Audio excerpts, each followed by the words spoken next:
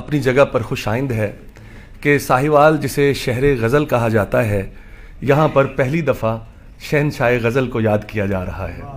شہر غزل میں شہنشاہ غزل کا ذکر اور اس کے فکر کا مطالعہ یہ بذات خود ایک خوش آئند عمل ہے، اور اس کے لیے میں ساہیوال آرٹس کونسل کا بہت زیادہ شکر گزار ہوں۔ سوال یہ ہے کہ آخر 300 سال گزرنے کے بعد میر کا تذکرہ کیوں؟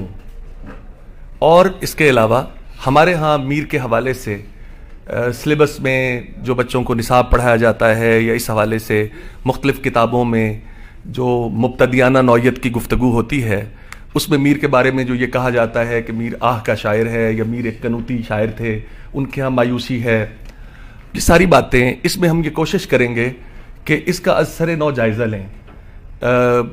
جب انسان کسی دنیا میں سانس لے رہا ہوتا ہے، جب دنیا میں انسان آتا ہے تو وہ 2 طرح کی زندگی جیتا ہے۔ ایک اس کی داخلی زندگی ہوتی ہے جس کو ہم اس کی ڈومیسٹک لائف یا خانگی زندگی کہتے ہیں، اور دوسری باہر کی دنیا کی زندگی کہ جس معاشرے میں وہ رہ رہا ہے وہاں پہ اخلاقی قدریں کیا ہیں، ان معاشروں میں جو کہیں انتشار تو نہیں ہے منتشر الخیالی کی وجہ سے، کہیں ایسا تو نہیں کہ وہاں پر زندگی جو ہے وہ مختلف انداز میں سانس لے رہی ہے۔ تو میر جس دور میں تھے اس دور کے حوالے سے تھوڑا سا میں آغاز کروں گا، پھر آگے جہاں مجھے ضرورت محسوس ہوئی میں یہ کٹ کر کے بات کو آگے بڑھاتا چلا جاؤں گا، کیونکہ اگر میں یہاں پر پورا مقالہ پڑھوں گا تو اس کے لیے بہت زیادہ وقت درکار ہوگا۔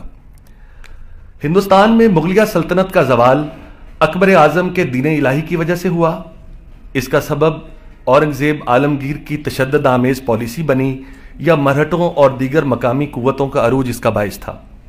اس کا فیصلہ تو ہوتا رہے گا، البتہ اکبر اعظم نے 9 رتن کا جو ادارہ بنایا تھا وہ اپنی پوری آب و تاب کے ساتھ ہندوستان میں عوام دوست ثابت ہوا تھا۔ یہ ادارہ ختم ہو گیا تھا۔ مغلیہ شہنشاہوں کی پرتعیش زندگی، باہمی مناقشے، علم سے عدم توجہی اور اخلاقی پستی کا شکار معاشرہ کسی حد تک ان گناہوں کی تاب لا سکتا تھا۔ عوام الناس کی حالت یہ تھی کہ ان کی تعلیم و تربیت کے لیے کوئی سرکاری تعلیمی ادارہ نہ تھا۔ بادشاہوں کو اپنے اور اپنی بیگمات کے لیے شالامار باغ، تاج محل اور 12 دریاں بنوانے سے فرصت نہ تھی۔ اس صورتحال میں عام آدمی کی زندگی اجیرن ہو گئی تھی۔ انہیں چمن کی ویرانی یا گل فشانی سے کوئی غرض نہ تھی، کیونکہ ان کا شمار نہ تو کھلنے والوں میں ہوتا تھا نہ مرجھانے والوں میں۔ نفسا نفسی کے اس عالم میں ان کے زخموں پر مرہم رکھنے والا کوئی نہ تھا۔ مغلیہ شہنشاہوں کی عیاشیوں کی وجہ سے برصغیر تباہی کے دہانے پر کھڑا تھا، خزانہ خالی ہو چکا تھا، مرکز کمزور ہونے سے صوبے بتدریج خود مختار ہو رہے تھے، قومی جاہو جلال خاک میں مل چکا تھا۔ الناس علی دین ملوکہم کے مصداق، عوام بھی حکمرانوں کی پیروی کرتے تھے۔ اس میں جو وہ معاشرہ تھا، آپ اس سے اندازہ لگا لیں، میر سے ذرا پہلے اور اس سے ذرا بعد کا معاشرہ، کہ بیک وقت عوامی سطح پر یہ معاشرہ تباہی کے دہانے پر کھڑا تھا۔ یہ ایک ایسا معاشرہ تھا کہ باہر سے چمک دمک اور جیسے کسی چیز پر رنگ و روغن لگا دیا جائے اور اندر سے اس کا کھوکھلا پن اور اس کا زنگ آلود جو چہرہ ہے وہ اس کو چھپا دیا جائے، لیکن وہ زنگ اپنی جگہ پر موجود ہو۔ رندوں اور شاہد بازوں کے لیے دلی شہر مثالی حیثیت رکھتا تھا۔ یہ دلی کیپٹل تھا ہندوستان کا۔ مغل شاہی عہد میں اہل نشاط کی چاندی تھی۔ طوائفیں، رقاصائیں اور امرد معاشرے کا اہم جزو تھے۔ مختلف موسمی تہواروں پر حکومتی سرپرستی میں میلے سجائے جاتے، شاہی اہتمام سے کوئی جشن نہ رہتا۔ کبھی رت جگہ، کبھی تورے بندی، کبھی نوروز، کبھی آخری 4 شنبہ، کبھی خواجہ صاحب کی چھڑیاں، کبھی پھول والوں کی سیر۔ ان میلوں ٹھیلوں سے اہل دلی کی رنگین مزاجی کا پتہ چلتا ہے۔ بزرگوں کے مزارات اور خانقاہوں پر باقاعدہ رقص و سرود کی محفلیں جمتی تھیں۔ معاشرہ منافقت کی ایک بلند سطح پر آ کر ٹھہر گیا تھا۔ یعنی یہاں پر یہ وہی دور ہے۔ ایک یہاں پہ میں بات واضح کرنا چاہتا ہوں کہ سیاسی طور پر جو لوگ آپس میں جھگڑ رہے ہوتے ہیں اور عوام الناس، جب سیاسی خلا پیدا ہوتا ہے تو عوام الناس کی زندگی اجیرن ہوتی ہے، جیسا کہ پہلے تذکرہ ہوا۔ سب سے زیادہ اس میں ملازمین اور اہل حرفہ متاثر ہوتے ہیں جو ہاتھ کی کمائی کر کے کھانے والے ہوتے ہیں، اور ظاہر ہے شہروں میں ان لوگوں کی تعداد اکثریت سے ہوتی ہے، تو اس میں باہمی جو جھگڑے ہوتے ہیں وہ اپنی جگہ پر چلتے رہتے ہیں، لیکن ایک شاعر اس معاشرے میں خاموشی سے اس معاشرے کا مشاہدہ کر رہا ہوتا ہے اور اس کو بڑے اچھے طریقے سے اس کا مشاہدہ کر کے شاعری میں اس کو ڈھال رہا ہوتا ہے۔ تو میر بھی ہمارے اسی عہد کا شاعر ہے. میر کا عہد ہندوستان میں محمد شاہی عہد ہے. یہ وہی محمد شاہ ہے جو رنگیلا بادشاہ کے نام سے مشہور تھا، جس کے دور میں نادر شاہ درانی نے ہندوستان پہ حملہ کیا اور دیکھتے ہی دیکھتے پورے ملک کی بلکہ خاص طور پر دلی کی اینٹ سے اینٹ بجا دی.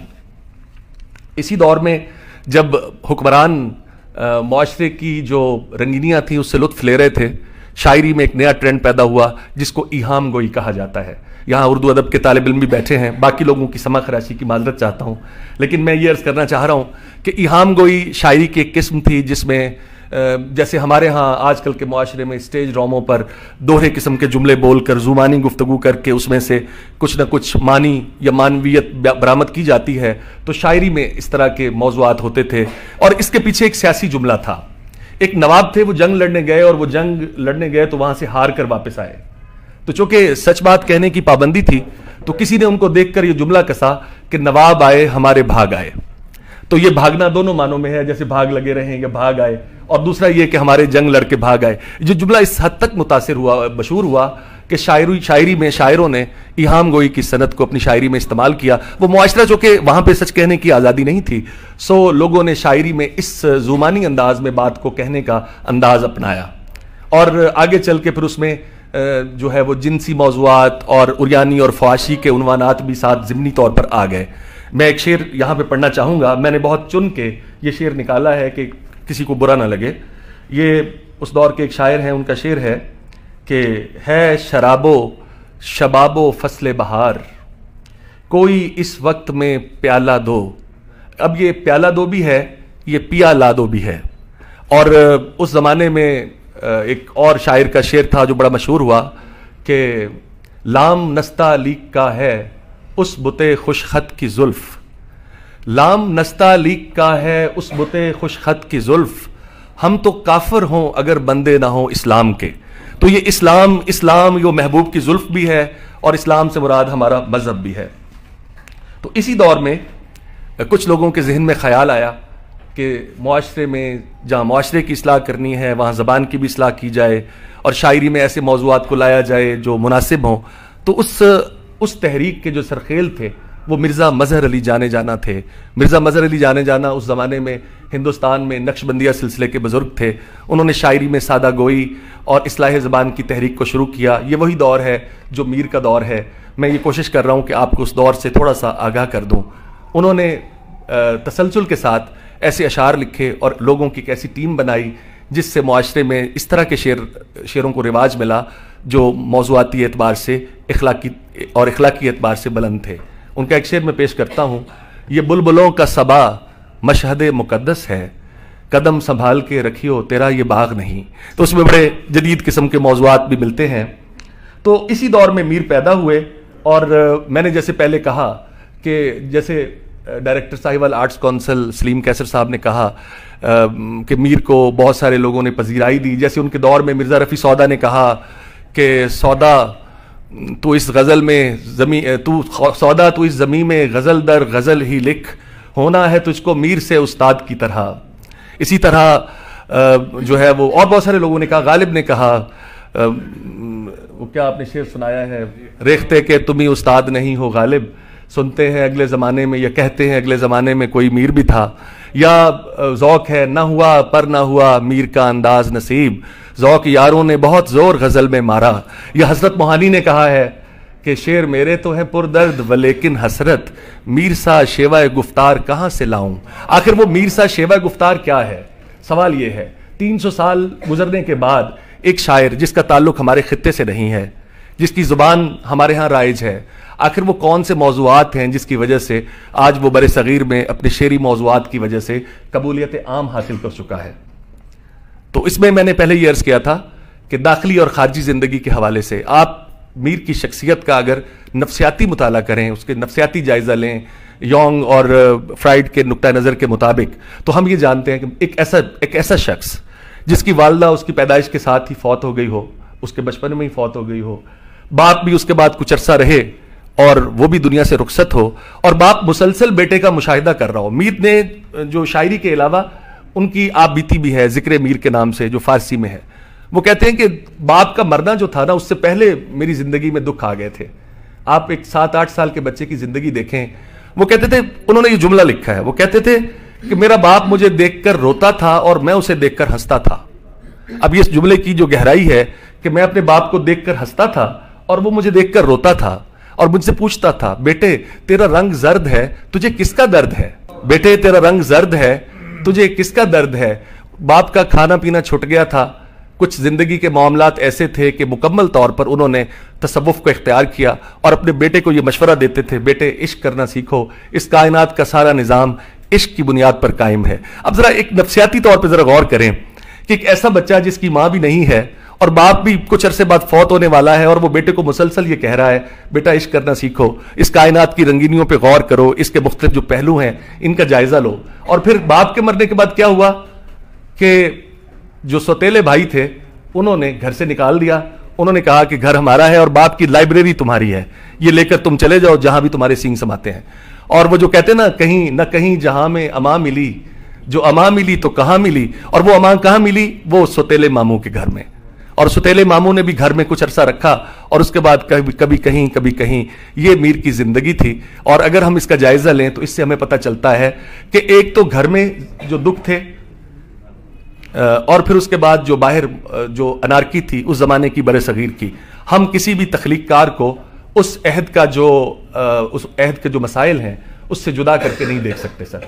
یعنی ملک میں بم دھماکے ہو رہے ہوں اور شاعر جو ہے وہ کہہ رہا ہو باغوں میں پڑے جھولے، تم بھول گئے ہم کو، ہم تم کو نہیں بھولے، تو میرے خیال میں اس کو ہم روح اثر کی شاعری نہیں کہہ سکتے۔ جو بھی شعر ہے وہ تبھی زندہ ہوتا ہے۔ زندہ شعر کی نشانی کیا ہے؟ اس میں اس عہد کی سانسیں دھڑک رہی ہوتی ہیں، اس میں اس عہد کا پورا شعور موجود ہوتا ہے۔ تو میر کے ہاں بھی یہی تھا، اور میر نے اپنی آنکھوں سے، میر کی زندگی میں 3 شہروں کی اہمیت ہے۔ اکبر آباد میں پیدا ہوئے، ہجرت کر کے دلی شہر آئے، جب دلی شہر کے حالات خراب ہوئے تو لکھنؤ چلے گئے، لیکن ساری زندگی وہ دلی کو یاد کرتے رہے۔ عید بھی آئی تو انہوں نے اس کا سوگ ہی منایا۔ عید آئی سب نے پہنے طرب و خوشی کے جامے، نہ ہوا کہ ہم بھی بدلیں یہ لباس سوگواراں۔ انہوں نے اپنی اس دکھ کو بیان کیا ہے، اور انہوں نے اپنی آنکھوں سے ہندوستان کی تہذیب کو اجڑتے ہوئے دیکھا۔ میر کا لکھنؤ میں انتقال ہوا، میر نے اپنی زندگی میں 90 سال عمر پائی، اپنی زندگی میں ہی اپنی اولاد کی موت کا صدمہ بھی دیکھا۔ اللہ کسی والدین میں سے کسی کو بھی یہ دکھ نہ دکھائے کہ ان کی ساری اولاد ان کی زندگی میں ہی فوت ہو گئی، ان کی قبر جو ہے اس کا نشان بھی نہیں ہے۔ اب تو اس محلے کا، لکھنؤ میں اس محلے کا نشان بھی نہیں ہے جس محلے میں وہ ساری زندگی رہتے رہے۔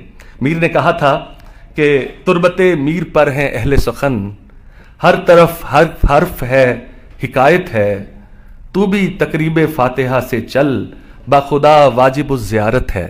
اس میں کوئی شک نہیں ہے کہ میر کا مقبرہ، میر کا روزہ، میر کی قبر واجب الزیارت ہے اور رہے گی، لیکن آج اس قبر تو کیا، اس محلے کے آثار بھی موجود نہیں ہیں۔ محمد تقی میر پر عروس غزل اپنی پوری جولانیوں کے ساتھ بے نقاب ہوئی۔ جنس اور عشق ابتدائی سے لازم و ملزوم رہے ہیں۔ میر کے تصور حسن کی تہذیب میں بھی وہ نظریہ عشق کام آیا جو ان کے والد علی متقی کی صحبت سے مرتب ہوا۔ میر اپنے ان تصورات میں کہیں بھی بلحوث نظر نہیں آتے۔ عشق کا ایک اعلیٰ اور عرفہ خیال ہمیشہ ان کے ہاں موجود رہا۔ ان کا عشق محض جسمانی ترفع تک محدود نہیں، میر نے اسے آفاقیت عطا کی ہے۔ عشق ایک ایسی لافانی قوت ہے جو قیس کو صحرا نوردی اور فرہاد کو جوئے شیر کھودنے کے لائق بنا دیتی ہے۔ ان کی غزل میں شیرینی خیال سے زیادہ تلخی ایام ہے، لیکن اس تلخی میں بھی وہ شائستگی ہے کہ جس کی مثال نہیں ملتی۔ یعنی اگر ہم میر کی زندگی کا مشاہدہ کریں تو وہ ایک غمزدہ انسان تھے۔ وہ اپنی کتاب میں لکھتے ہیں کہ میں ایک گھر میں 20 سال تک رہا، اور ایک دن گھر کا مالک آیا تو اس نے کہا میر صاحب آپ اداس ہیں، اگر آپ گھر کی پچھلی کھڑکی کھولیں تو اس کے پیچھے ایک باغ بھی ہے۔ تو وہ کہتے ہیں مجھے پتہ نہیں تھا کہ جس گھر میں رہتا ہوں اس کے پیچھے ایک باغ بھی ہے۔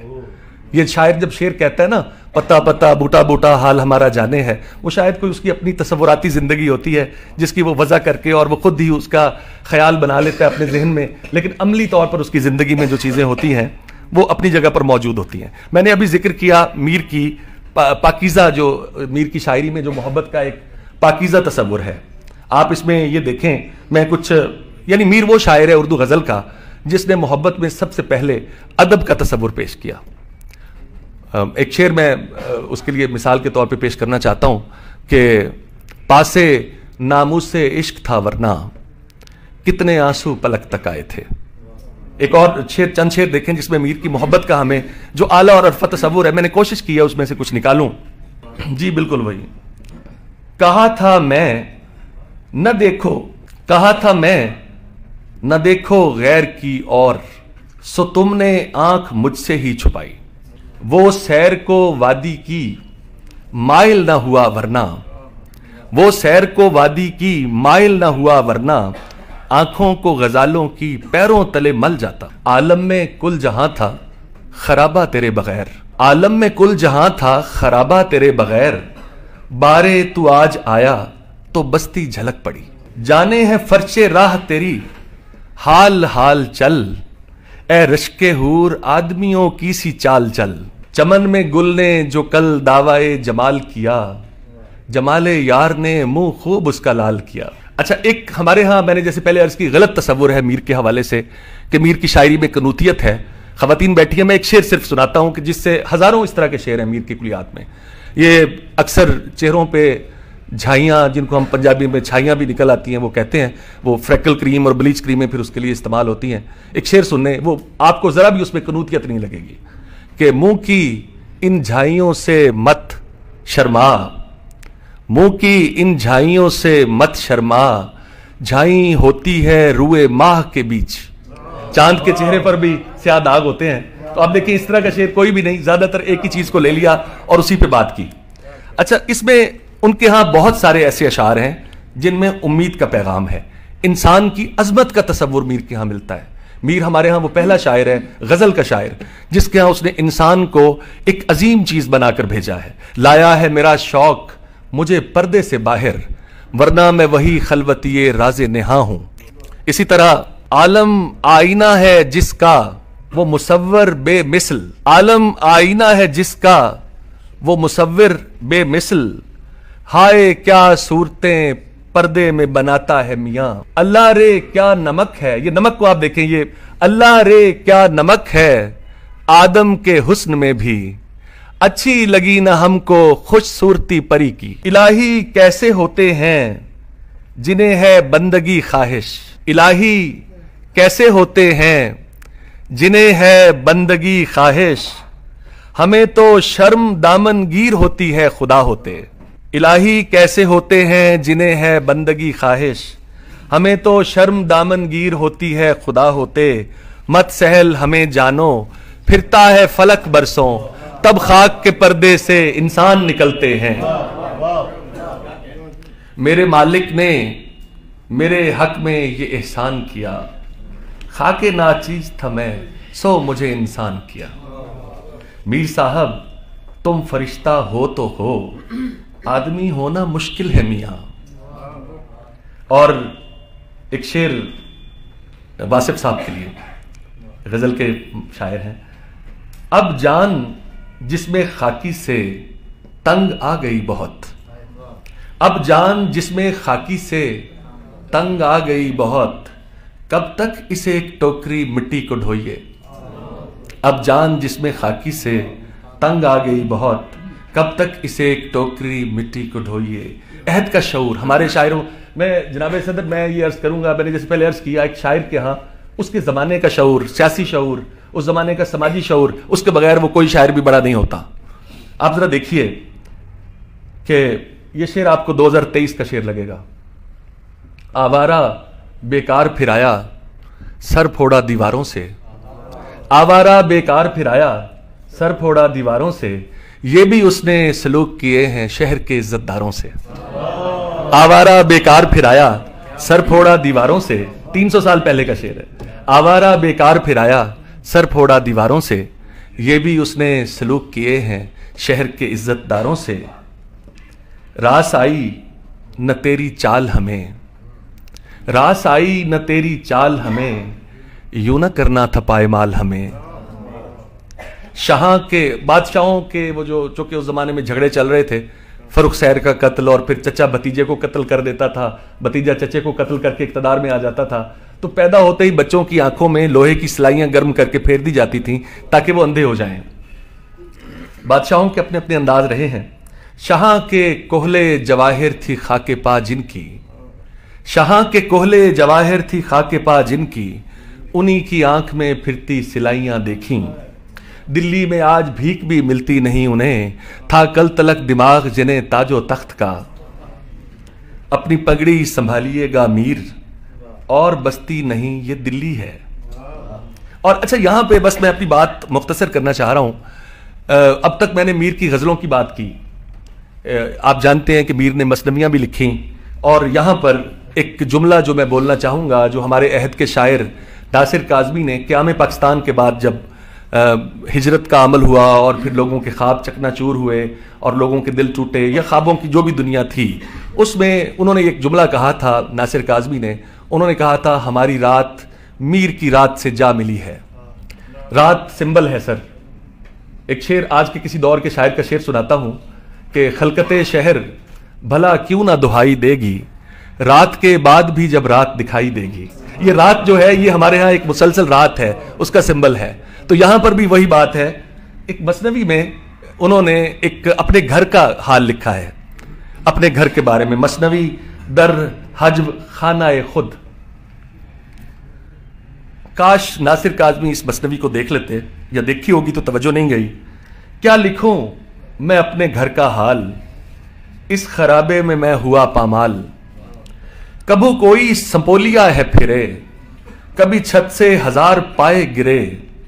पूछ मत जिंदगानी कैसी है, ऐसे छप्पर की ऐसी तैसी है। ये जो बारिश हुई तो आखिर कार, इसमें सी साला वो गिरी दीवार। दो तरफ से था कुत्तों का रास्ता, काश जंगल में जाके मैं बसता। हो घड़ी दो घड़ी तो धुतकारूं, एक दो कुत्ते हों तो मैं मारूं। चार जाते हैं चार आते हैं, चार अफ से मगज खाते हैं। किससे कहता फिरूं ये सोहबत नग्स, कुत्तों का सा कहां से लाऊं मगज। दिन को है धूप रात को है ओस, ख्वाबे राहत है दिल से 100 कोस। ना असर बाम का न कुछ दर का, घर है काहे का नाम है घर का।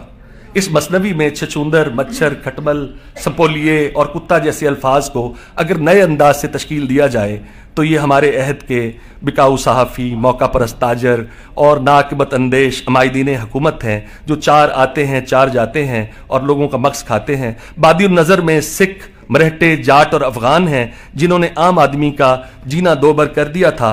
इस मसनवी के मुताले के बाद जब हम आज के पाकिस्तानी मुआशरे को देखते हैं तो हमारे हालात इसकी मुमासलत महसूस करते हैं। आलमी मालियाती इदारे, अड़ोस पड़ोस के ममालिक की मुदाखलत, दाखिली इंतशार, इदारों की मनमानियाँ, मरकज़ गुरेज कुव्वतों का मुसलसल ताकतवर होते चले जाना, समाजी बेहिसी और मुक़्तदर तबके का एहसास तफाखुर, कहीं ऐसा तो नहीं कि वाकई हमारी रात मीर की रात से जा मिली है। बहुत शुक्रिया।